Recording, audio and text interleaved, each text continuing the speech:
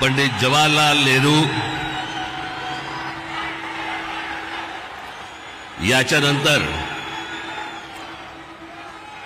हिंदुस्तान से तिसऱ्यांदा पंतप्रधान बनणारे माननीय पंतप्रधान नरेंद्र मोदी जी,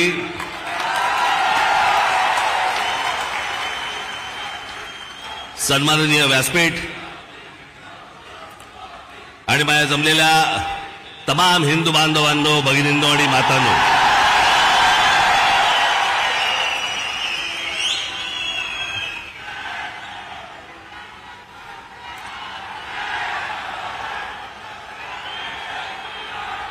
मोदीजी, आपण मुंबईमध्ये याच्या अगोदर अनेकदा आलात,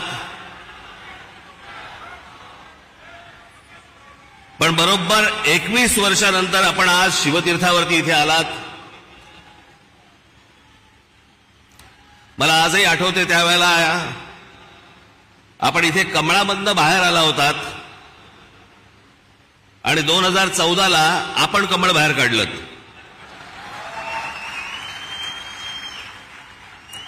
मी आज फार वेळ काही भाषण करणार नाही. आपल्याला सगळ्यांना मोदीजींचं भाषण ऐकायचंय. गेल्याच महिन्यामध्ये माझं इथे भाषण झालेलं आहे. 3 टप्प्यामध्ये फक्त बोलणार आहे मी. त्यातला 1 टप्पा झालेला आहे. त्याचा पहिला टप्पा होता मोदीजींची पहिली 5 वर्ष. त्या टप्प्यावरती जे बोलायचंय ते 2019 साली बोलून गेलोय.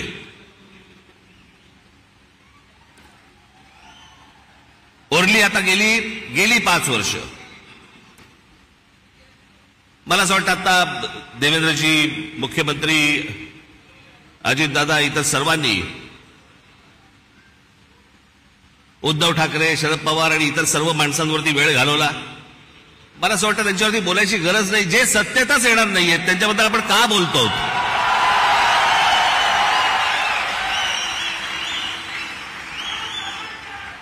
काही आवश्यकताच नाहीये त्या लोकांची. मला असं वाटतं की अनेक अशा योजना ज्या गेल्या 5 वर्षामध्ये झाल्या, मी त्या दिवशी माझ्या सभेमध्ये म्हटलं होतं, टीकेच्या वेळेला टीका, समर्थनाच्या वेळेला समर्थन, प्रशंसेच्या वेळेला प्रशंसा. पण काही गोष्टी अशा आहेत की जे माझ्या आता गेल्या काही सभांमधनं मी उद्धृत केल्या की 90च्या दशकामध्ये जे एक प्रकरण घडलं सगळ्यात मोठं, ते म्हणजे बाबरी मशिदीचं. हजारो कारसेवक तिकडे उत्तर प्रदेशमध्ये गेल्यावरती तिथे मुलायमसिंग यादवच्या लोकांनी, पोलिसांनी तिकडे आमच्या कारसेवकांना ठार मारले, सरयू नदीमध्ये प्रेतं फेकून दिली. ते चित्र काही माझ्या डोळ्यासमोर कधी गेलं नाही. आणि ज्यावेळेला बाबरीचा ढाचा पडला त्याच्यानंतर ते राम मंदिर बनवू मनात असं आलं होतं की कधी हे बनणार नाही बहुधा. पण मोदीजी, मी आपल्याला खरोखर धन्यवाद देतो की आपण होतात म्हणून ते राम मंदिर होऊ शकलं.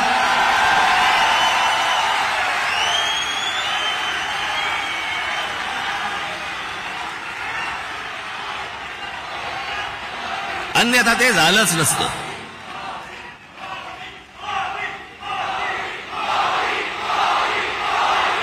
जेव्हापासून मी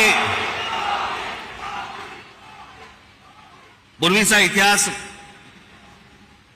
भारताचा स्वातंत्र्य नंतरचा इतिहास जेव्हापासून बघतोय तेव्हापासून एक गोष्ट कानावरती पडायची सगळ्या बाजूनी, या देशातलं 370 कलम काश्मीरमधलं रद्द झालं पाहिजे. इतक्या वर्षाची गोष्ट होऊ शकली नाही, ती नरेंद्र मोदीजींनी त्यांच्या पंतप्रधान पदाच्या कारकिर्दीमध्ये ती करून दाखवली. आज त्याच काश्मीरमध्ये जाऊन तुम्ही जमीन घेऊ शकता, जागा घेऊ शकता. तो एक भारताचाच एक भाग आहे हे आत्ता सिद्ध झालं.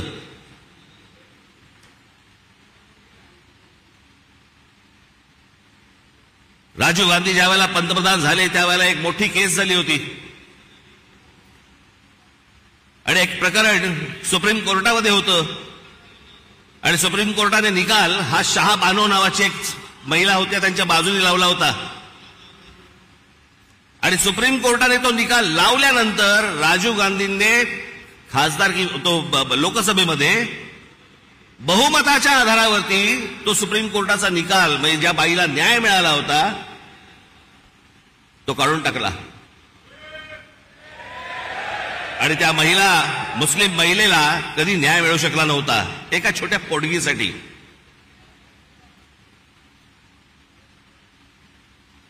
पण मोदीजींनी ती एक गोष्ट करून दाखवली की तो ट्रिपल तलाक तलाक तलाक तलाक तो कायदाच रद्द करून टाकला आणि हिंदुस्थानातल्या सगळ्या जेवढ्या मुस्लिम महिला आहेत त्यांच्यामध्ये एक समाधानाचं वातावरण झालं की रात्री आपला नवरा आला, शुद्धीत आहे का बेशुद्धीत आहे माहित नाही, पण समजा उद्या तलाक तलाक तलाक बोलला तर करायचं काय पुढे, पण तो विषयच बंद करून टाकला. मला असं वाटतं की हे अनेक गोष्ट, अन्नधान्य पुरवण्यापासून लस देण्यापासून अनेक गोष्टी झाल्या, पण मी ह्या सगळ्या गोष्टींना सर्वात धाडसी निर्णय मानतो. ही गोष्ट करून घेणं, इतकी वर्ष जी होऊ शकली नाही ती गोष्ट मला असं वाटतं करून घेणं, हे मला असं वाटतं की सगळ्यात महत्वाची गोष्ट आहे असं मला वाटतंय. अनेक योजना राबवल्या गेल्या अनेक वर्षांमध्ये. आज मोदीजी मी फक्त आपल्या समोर उभा आहे पुढच्या 5 वर्षासाठी. या पुढच्या 5 वर्षामध्ये आमच्या सर्वांच्या, महाराष्ट्राच्या आपल्याकडनं अनेक अपेक्षा आहेत. त्या मला फक्त अपेक्षा आपल्यासमोर फक्त बोलून दाखवायच्या आहेत. याच्यापेक्षा मला कुठचंही लंबचौडं भाषण नाही करायचंय. त्यातली पहिली अपेक्षा आहे की गेले अनेक वर्ष खितपत पडलेला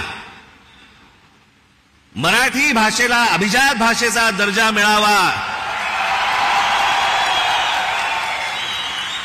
ही गोष्ट आपण पंतप्रधान झाल्यानंतर मराठीला तो सन्मान मिळेल अशी मी मोदीजींकडे अपेक्षा व्यक्त करतो आणि ती होईल, तितक्याच धाडसाने ती होईल अशी मला खात्री आहे.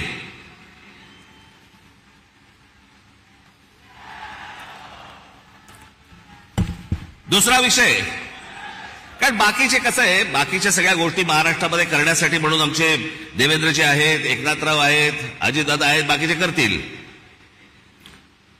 पण या देशाच्या अभ्यासक्रमामध्ये, या देशावरती साधारणपणे 1000 वर्ष परकीयांनी राज्य केलं, पण त्या 1000 वर्षामधली 125 वर्ष हे मराठा साम्राज्य होतं या संपूर्ण हिंद भूमीवरती. त्या मराठा साम्राज्याचा इतिहास हा शालेय शिक्षणामध्ये मुलांना लहानपणापासून शिकवला जावा की जेणेपासून हा देश कसा उभा राहिला हे या अख्ख्या देशातल्या मुलांना आणि भविष्यातल्या पिढ्यांना कळेल. तिसरी गोष्ट, समुद्रामध्ये शिवछत्रपतींचा पुतळा कधी उभा राहील नाही राहील मला माहिती नाही, पण माझी विनंती आहे की आमच्या शिवछत्रपतींची खरी जर स्मारकं कुठची असतील तर आमच्या शिवछत्रपतींचे गड किल्ले आहेत.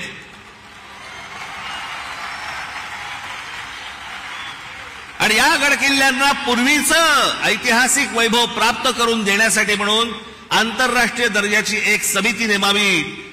भविष्यातल्या येणाऱ्या पिढ्यांना, या देशातल्या पिढ्यांना कळेल की आमचा राजा कोण होता आणि त्यांनी काय इतिहास गाजवला हे त्या आमच्या गडकिल्ल्यांवरनं कळेल. याच्यासाठी म्हणून आपल्याकडनं गोष्ट व्हावी अशी माझी अपेक्षा आहे.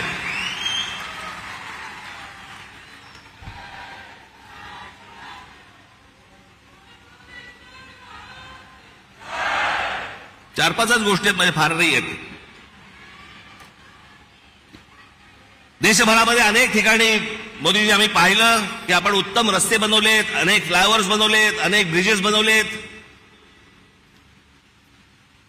माझी आपल्याला कळकळीची विनंती आहे की गेल्या 18-19 वर्ष आमचा मुंबई गोवा महामार्ग हा अजूनही तसाच आहे, अजूनही तसाच खड्ड्यामध्ये आहे. तो लवकरात लवकर व्हावा अशी माझी आपल्या सर्वांना विनंती आहे. मगाशी रामदासभाईंनी उल्लेख केला, मोदीजी आपण पण आपल्या अनेक सभांमधून पण सांगितलं, पण आज जरा खडसावून सांगावं की या भारतामध्ये डॉक्टर बाबासाहेब आंबेडकरांनी जे उभं केलेलं जे संविधान आहे त्या संविधानाला कुठेही धक्का लागणार नाही. तुम्ही लावणार कधीच नव्हतात, पण जे विरोधक ज्या प्रकारचा प्रचार करतायत मला असं वाटतं त्यांची तोंड एकदाचीच बंद व्हावीत की जेणेकरून परत त्यांची तोंड उघडली जाणार नाहीत. अशी अनेक जनतेची या महाराष्ट्रातल्या अपेक्षा आहे.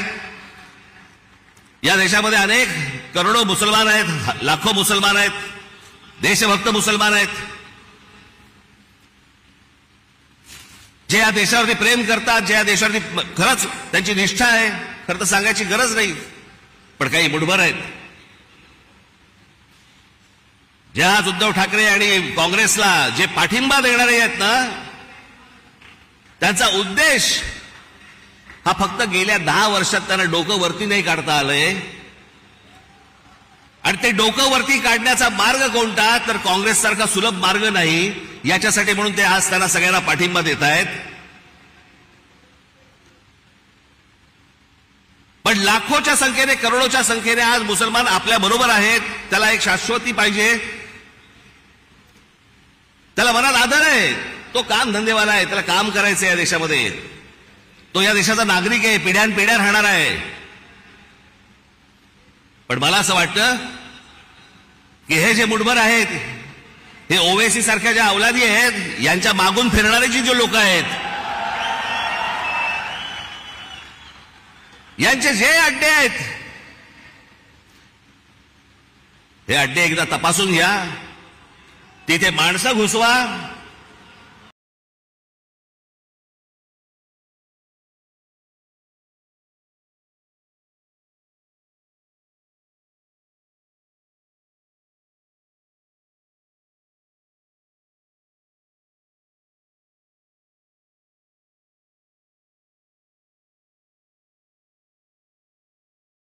देशाचं सैन्य घुसवा. चांगली कशी होईल याच्यासाठी म्हणून आपण पाहावं. एवढ्याच फक्त मी आज अपेक्षा आपल्या समोर घेऊन आलो होतो. बाकी भविष्यातल्या येणारा हिंदुस्थान हा आपल्या हातून उत्तम पद्धतीने मोठा हो, जगात मोठा हो, घडो, ही एक आशा अपेक्षा बाळगतो आणि आपल्या सर्वांची मी रजा घेतो. धन्यवाद. जय हिंद, जय महाराष्ट्र. धन्यवाद राज साहेब. देवी और सज्जनों, करोड़ों नागरिकों के मन की और दिल की बात जानने वाले, उनके जीवन में बुनियादी तौर पर परिवर्तन लाने वाले विकास की गंगा भारत के घर घर